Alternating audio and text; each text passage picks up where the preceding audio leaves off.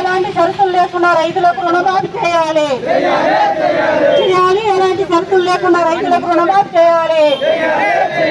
పోరాటం ప్రజా సమస్యలు పరిష్కారం అయ్యే వరకు పోరాటం.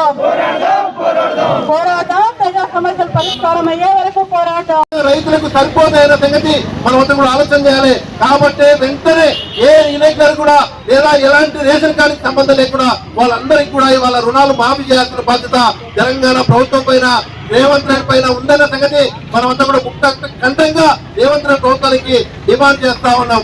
అదొక్కటే కాదు, ఇవాళ రాష్ట్ర వ్యాప్తంగా అనేక స్కీములు ప్రకటించే ఉన్నారు. అనేక స్కీములను ఇవాళ మీరు అమలు చేయాల్సి ఉన్నది. వాటిని ఎక్కడ కూడా అమలు చేయడం లేదు. రేషన్ కార్డులు లేవని చాలా మంది అప్లై చేసుకున్నారు. గత ప్రభుత్వంలోనే దాదాపుగా 15 లక్షల మంది ఇవాళ అప్లై చేసుకున్నారు. వాళ్ళందరినీ కూడా ఇవాళ తెల్ల రేషన్ కార్డు చేస్తున్న బాధ్యత కాంగ్రెస్ ప్రభుత్వం ఉన్నది. వాళ్ళందరూ కూడా మాకు గత ప్రభుత్వం తెల్ల రేషన్ కార్డు ఇవ్వలేదు కాబట్టి మా ప్రభుత్వాన్ని మార్చాలని చెప్పేసి అనుకున్నారు.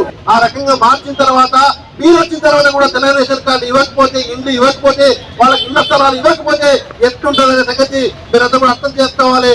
కాబట్టి మీరు వచ్చిన తర్వాత మీరందరికీ కూడా గతంలో ఏదైతే రాలేదో, ఏవైతే వస్తాయని చెప్పి సాధించారో ఈ పేదలందరూ కూడా ఇవాళ రోడ్ల మీకు ఎక్కడానికి కారణం అవన్నీ కూడా అమలు చేయాలి.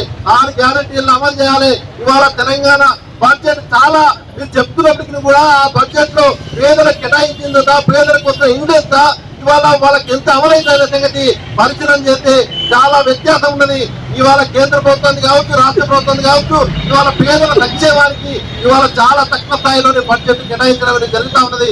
ఆ బడ్జెట్ కేటాయించడం అనేది పేదలకు అనుకూలంగా లేకుండా ఇవాళ ధనవంతులకు లేదా వాళ్ళకి అవసరమైనటువంటి రకంగానే ఇవాళ బడ్జెట్ డివైడ్ చేయడం లేదా డిసైడ్ చేయడం అనేది, ఆ రకంగా రూపకల్పన చేయడం అనేది మంచి పద్ధతి కాదని చెప్పేసి వాస్తవ పార్టీగా రాష్ట్ర ప్రభుత్వానికి తెలియజేస్తా ఉన్నాం. కాబట్టి ఇప్పటికైనా పేదలందరూ కూడా అనేక సంక్షేమ పథకాలకు అప్లై చేసుకుని ఉన్నారు. మీరు ఇచ్చినటువంటి హామీలు దాదాపుగా 400 పైన ఉన్నాయి. ఆ 400 పైన హామీలు ఒక్కడే కాదు, చాలా మీరు మీ బడ్జెట్ కు మీ హామీలకు పొందాలని. ముఖ్యంగా రేషన్ కార్డులో ఒక కుటుంబం అంటే 5 మంది 6 మంది 5 మంది భార్యాభర్తలు, తల్లి తండ్రి పిల్లలు, ఇట్లాంటి పద్ధతుల్లో కుటుంబాన్ని వాళ్ళు నిర్వచనం చేస్తారు. ఆ రకంగా రుణమాఫీని చేస్తామని చెప్పి అన్నారు. ఆ రకంగా తీసుకున్నప్పుడు గతంలో ఉండే ప్రభుత్వం అసలు ఎవరికి కూడా 2014 తర్వాత రేషన్ కార్డు అని అప్పుడప్పుడు 5ో 10ో ఇచ్చినటువంటి పరిస్థితి ఉంది. కానీ అర్హులైన చాలా మంది కూడా రేషన్ కార్డు ఇవ్వక వాళ్ళందరూ కూడా సరుకులు కూడా కొన్నికే ఇబ్బంది పడినటువంటి పరిస్థితి ఉంది. వారికి ఎవరికి రేషన్ కార్డు ఇవ్వలే.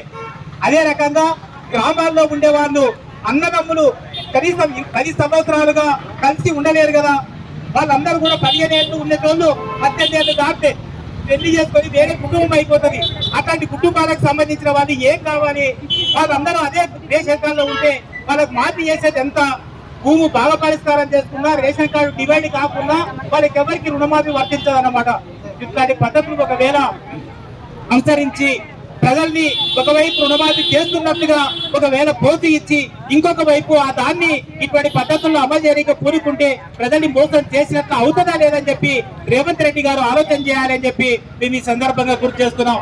గతంలో చేసినటువంటి ప్రభుత్వం కూడా ఏం చేసింది, ఎప్పుడు ఎన్నికలు వచ్చినా లేదా ఎప్పుడు ప్రభుత్వానికి అవసరమైనటువంటి సందర్భం వచ్చినా ఆ సందర్భాల్లో అంతా కూడా వాళ్ళు మేము ప్రజలకు సంబంధించి అంటే ఈ స్కీమ్ ని మేము అమలు చేస్తామని చెప్పి ప్రతిసారి ఒక స్కీమ్ ని ముందుకు తీసుకొని వచ్చేవాళ్ళు.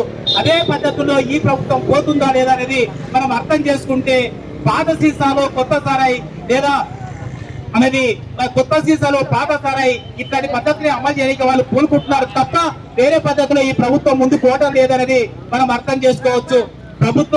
ప్రభుత్వాల పైన మనం అంటే అనేకమైనటువంటి విశ్వాసం, నమ్మకం పెట్టినాం. అట్లాంటి నమ్మకంతోనే కేసీఆర్ ని కాదని ఈ రోజు కాంగ్రెస్ గవర్నమెంట్ ని రాష్ట్ర ప్రజలు గెలిపించుకున్నటువంటి పరిస్థితి ఉంది. ఈ పరిస్థితిని వెంటనే ప్రభుత్వం ఆలోచన చేయాలి అని చెప్పి మనము ఈ సంవత్సరం అంతా కూడా అనేక సందర్భాల్లో అనేక ఆందోళనలు చేసి కూడా మనం